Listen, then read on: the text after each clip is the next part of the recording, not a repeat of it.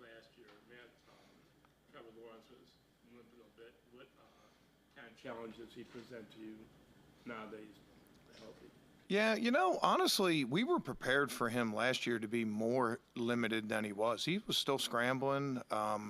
He still had good mobility and things like that. So I don't know. I'm sure it affected him a little bit, but it wasn't as severe as we were thinking it might be going into that game. He's a rapidly maturing young quarterback, very talented, both with his legs and with his arm. Makes quick decisions, and you can really see his transformation as a young player to now a veteran player and just getting the ball out quick and those kind of things, particularly first and second down. Really good at ID and coverage and knowing where he's going with the ball. We were able to force him into mistakes in the first game. We had the 3 interceptions and a forced fumble and then a turnover on downs, and we're going to have to do the same. It's a great challenge for us. Losing Juan, Mo, 2 linebackers all in 1 week. I know you hope to get them back this season, but just how difficult of a challenge is that when you lose 4 contributing defenders after just 1 week? Yeah, we lost 4 in the same game last year in the Jacksonville game. Jordan Elliott went down with a concussion, and Obo and Mo tore their pecs, and Grant Delpit tore his groin, and Denzel wasn't playing. So nothing new for us. Would say with those injuries, it does give other people some opportunities, and we have some good young players that can step right in. And then when we get those guys back, I expect it to give us a good boost. I think, you know, I was telling our staff the other day, I said we got to treat it like, you know, a month from now, however long it takes, that AB comes down and says, hey, we just traded for Juan Thornhill, or we just traded for Mo Hurst, or we just traded for, you know, Tony Fields, or, you know, Mahmoud, or whoever it is. But you know, it doesn't change our expectations. It doesn't change our standards. Those guys work really hard to come back as soon as they can, and when they do, there'll be a boost for us. Is playing better than Jefferson to earn that starting job?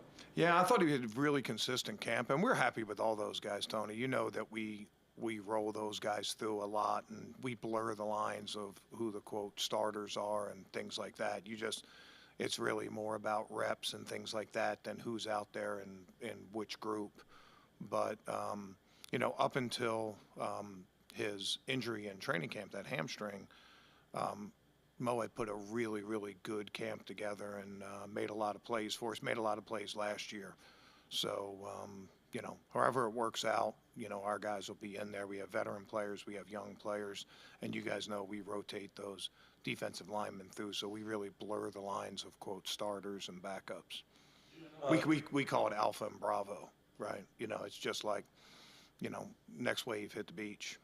Jim, last year Evan Ingram had a big game against you guys. Just the matchup problem he creates. He's a tight end, but they also use him a lot at receiver. Just what, as a wide receiver, just specific to him and their offense, you know, what kind of matchup problems does he create? Yeah, you know, I played him for a long time. He was at the Giants when I was in Philly. And like you said, he's a hybrid wide receiver / tight end. There's a lot of those guys in the league now.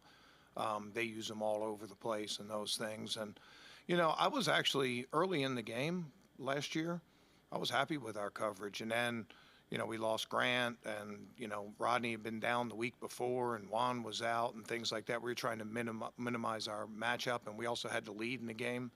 So I think some of that production can be a little bit twisted, but he's a great matchup. He's an important matchup for us.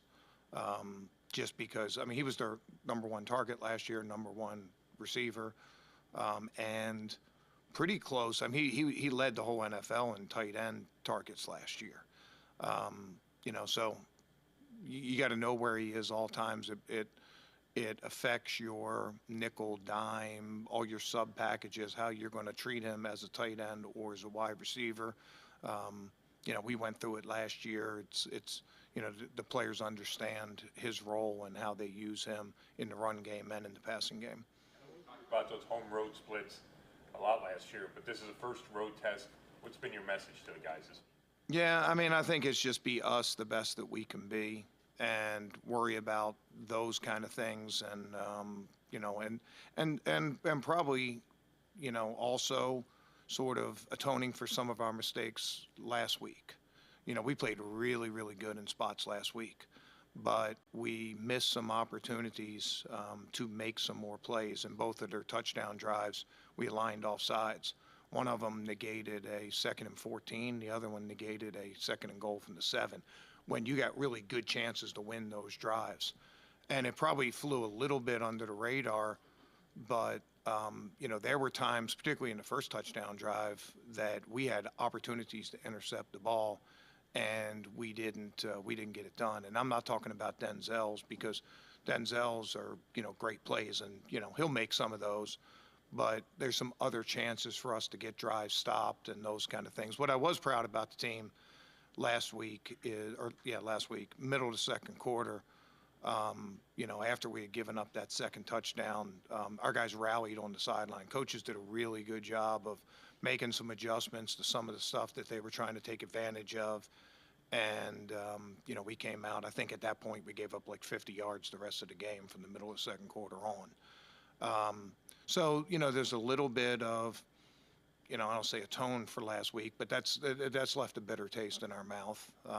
You know, anytime you lose a game, you're trying to put that in your rearview mirror. So there's a little bit of that. And, you know, being on the road, being in a different environment, you know, in some ways, it's having that home crowd being loud and things like that, that helps us. In some ways, it can hinder us when it comes to our communication at home. It's a little bit easier to communicate on the road. We're striving to be consistent. We're not there yet. Communication, going back to that Brandon Cooks touchdown, that 21-yarder, was that a communication breakdown, and do you think that's a fairly easy fix? Oh, yeah, that's a super easy fix. And it really wasn't a communication breakdown, as it just was a technique error. But that's a play we expect to make. And, you know, I don't assign individual blame when it comes to the media and things like that. But that's a defensive breakdown on that play. That's a play that when we got the pressure on that play and he threw off his back foot and just lobbed it up, the very first thing that went into my mind was, that's picked. And then I was like, what happened? You know, and that's not a good feeling to be in as a defensive coordinator or as a player. So that's a little bit of the inconsistency that I talked about.